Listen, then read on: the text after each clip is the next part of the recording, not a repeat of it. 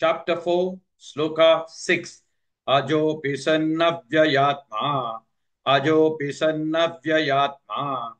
Ajopi sannavyayatma. Bhutanamishvaropi san.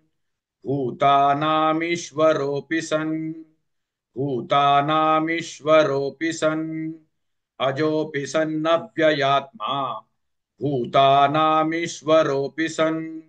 अजोऽपि सन्नव्ययात्मा भूतानामीश्वरोऽपि सन् अजोऽपि सन्नव्ययात्मा भूतानामीश्वरोऽपि सन् अजोऽपि सन्नव्ययात्मा भूतानामीश्वरोऽपि सन् अजोऽपि सन्नव्ययात्मा भूतानामीश्वरोऽपि सन् प्रकृतिं स्वामदिष्टाय प्रकृतिं स्वामदिष्टाय प्रकृतिं स्वामदिष्टाय सम्भवाम्यात्ममायया सम्भवाम्यात्ममायया सम्भवाम्यात्ममायया प्रकृतिं स्वामदिष्टाय सम्भवाम्यात्ममायया प्रकृतिं स्वामदिष्टाय सम्भवाम्यात्ममायया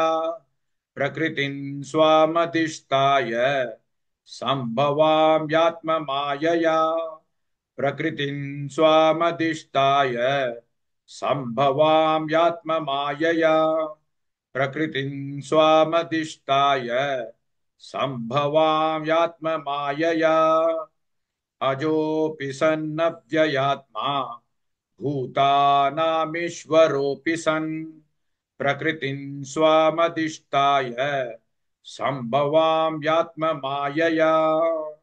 Please like and share this video because you could be instrumental in helping someone around the world recite the Srimad Bhagavad Gita, thereby helping them to have a life of unending opulence, victory and prosperity.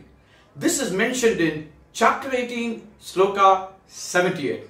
Yes, don't forget to buy my book, Leadership Can Be Child's Play.